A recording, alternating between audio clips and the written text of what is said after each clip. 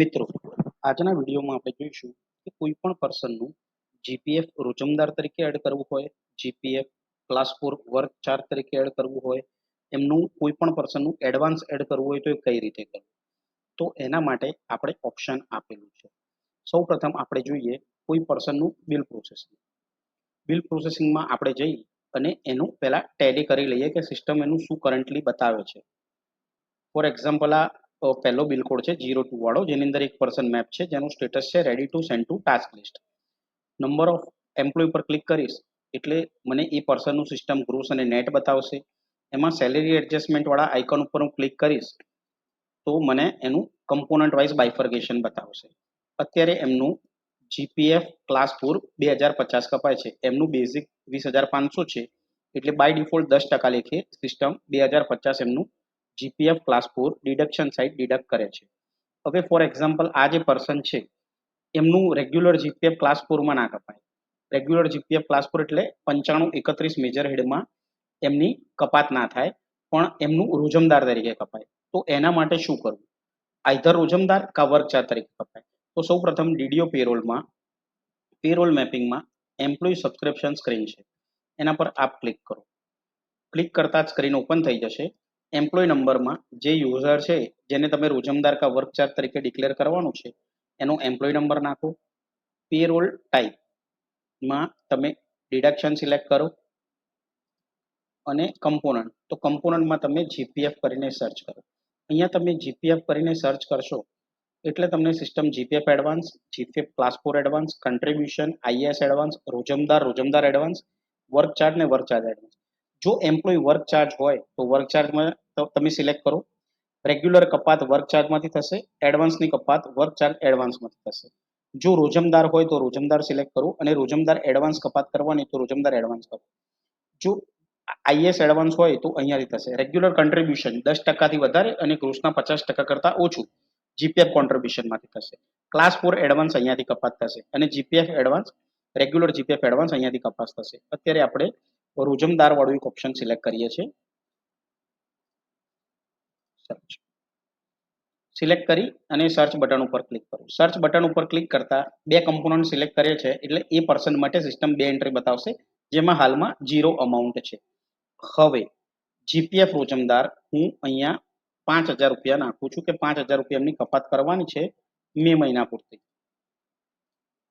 1 મે થી 31 મે 5,000 રૂપિયા કપાત કરવાની છે 1 મે થી 31 મે. એ અહીંયા આગળ સબસ્ક્રિપ્શનમાં એડ કરેલું છે અને સબમિટ પર ક્લિક કરશો. સબમિટ પર ક્લિક કરશો એટલે સિસ્ટમ મેસેજ તમને આપશે રેકોર્ડ ઇન્સર્ટેડ સક્સેસફુલી અને 5,000 રૂપિયા એડ કરેલા તમને અહીંયા આગળ બતાવી દેશે. હવે તમારું જે બિલ છે એ તમે રીપ્રોસેસ કરો એક વખત, એટલે 5,000 રૂપિયા ત્યાં આગળ જે આપણે શરૂઆતમાં જોયું કે રેગ્યુલર જીપીએફ ક્લાસ 4 માં કપાત થતી હતી એની જગ્યાએ અત્યારે રોજમદારમાં કપાત થશે. હવે આ બિલ કોડમાં આ પર્સન મેપ છે, એને હું એક વખત એક્શનમાં જે પહેલું આઇકન છે રીપ્રોસેસ ત્યાં હું ક્લિક કરીશ એટલે આ રીપ્રોસેસ થઈ જશે. રીપ્રોસેસનો મેસેજ આવે બિલ ક્રિએશન સ્ટાર્ટ એટલે વેઇટ કરો. 2 મિનિટ પછી નંબર ઓફ એમ્પ્લોય હોય એના આધારે તમે રિફ્રેશ બટન પર ક્લિક કરો. જો 5 કે 10 એમ્પ્લોય હશે તો 2 મિનિટમાં સિસ્ટમ એનું કેલ્ક્યુલેશન કરી લેશે. રિફ્રેશ પર ક્લિક કરતા જ્યારે ready to send to task list status આવે ત્યારે નંબર ઓફ એમ્પ્લોય કાઉન્ટ ઉપર આપ ક્લિક કરો. એકાઉન્ટ ઉપર ક્લિક કરશો એટલે સિસ્ટમ તમને પર્સન વાઇઝ એની ગ્રોસ અને નેટ બતાવશે. પહેલું આઇકન સેલેરી એડજસ્ટમેન્ટ છે, એ સેલેરી એડજસ્ટમેન્ટ વાળા આઇકન પર તમે ક્લિક કરશો એટલે સિસ્ટમ તમને ડિડક્શન સાઇડ જે આપણે રોજમદારની 5,000ની કપાત નાખી એ બાય ડિફોલ્ટ સિસ્ટમને લઈ લીધી. આ રીતે તમને બતાવશે. હવે ધારો કે બીજું એક્ઝામ્પલ કે રોજમદાર સિવાય તમારે એનું એડવાન્સ પણ કાપવાનું છે, તો સેમ વસ્તુ એમ્પ્લોયી સબસ્ક્રિપ્શનમાં ફરીથી જાઓ, એચઆરપીએનથી આપ સર્ચ કરો, પેરોલ ટાઈપમાં ડિડક્શન સિલેક્ટ કરો અને અહીંયા આગળ રોજમદાર એડવાન્સ સિલેક્ટ કરો. એડવાન્સ સિલેક્ટ કરશો, સર્ચ કરશો એટલે એડવાન્સમાં તમે અમાઉન્ટ નાખી દો. For example 2,500. તો 2,500 રૂપિયા એડવાન્સ પેટે મારે આ મહિનામાં કાપવાના છે.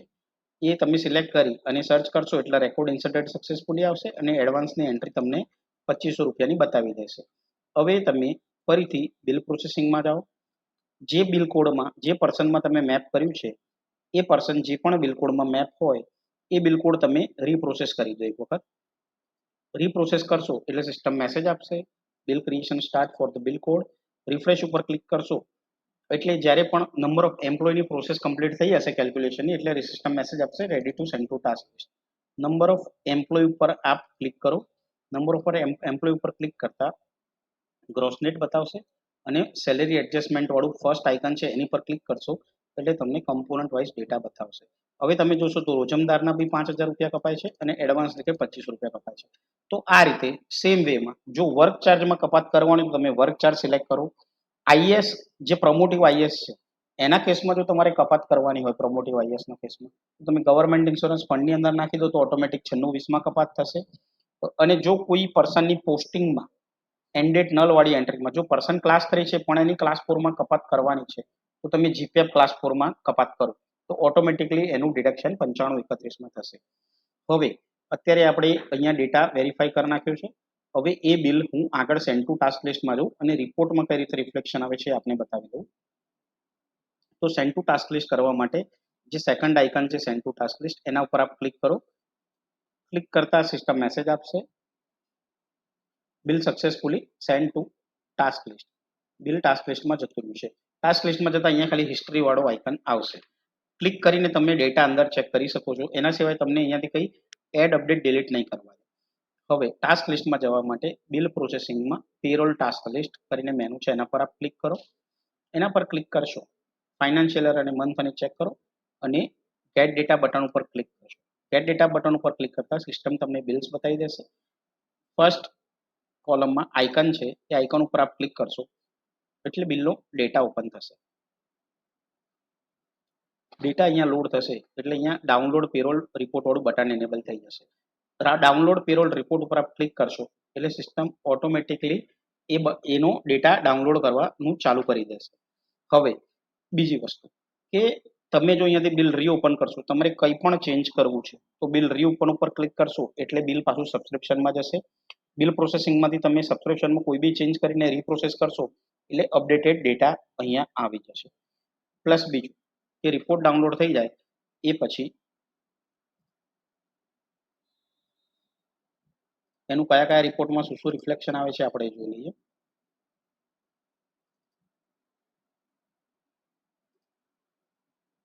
ફોર એક્ઝામ્પલ જે જીપીએફ કન્ટ્રીબ્યુશન ફોર રોજમદાર આપણે રોજમદારની એન્ટ્રી નાખી એટલે સિસ્ટમ રોજમદાર માટે સેપરેટ રિપોર્ટ જનરેટ કરશે. રિપોર્ટ ઉપર ક્લિક કરતા રિપોર્ટ ઓપન થઈ જશે. તમે અહીંયા જોઈ શકો છો ક્લાસ 4 નું જે આપણે 5,000 રૂપિયા રેગ્યુલર નાખ્યા હતા અને એડવાન્સ પેટે 2500 રૂપિયા નાખ્યા હતા ટોટલ 7500 રૂપિયા. પર્ટિક્યુલર એ પર્સનની સામે આ સેપરેટ એક શેડ્યુલ એનું જનરેટ થયું છે જેમાં આવી જાય છે. અને બીજો રિપોર્ટ જો એક જ બિલમાં રોજમદાર પણ હશે વર્ક ચાર્જ પણ હશે તો સિસ્ટમ એ રીતે બે ઝી ફાઇલની અંદર બંને શેડ્યુલ જનરેટ કરશે. જો ત્રણેય જણા હશે તો ત્રણેય શેડ્યુલ જનરેટ કરશે. અને બીજું પે બિલ ઇનર ડિડક્શન. તો પે બિલ ઇનર ડિડક્શનની અંદર જે આપણે જે રોજમદારની એન્ટ્રી નાખી છે ડિડક્શન સાઈડ તો એ પણ અહીંયા ડિસ્પ્લે થઈ જશે. 95-33માં એની કપાત થાય છે અને એડવાન્સની પણ 95-33માં કપાત થાય છે એટલે 5,000 અને 2500 રૂપિયા અહીંયા પણ રિફ્લેક્ટ થઈ જશે. તો આ રીતે તમે સબસ્ક્રિપ્શનમાંથી કઈ રીતે તમારે એડ કરવું અને કઈ રીતે એનું રિપોર્ટ ચેક કરવું એ આજના વિડીયોમાં આપણે જોયું. Thank you.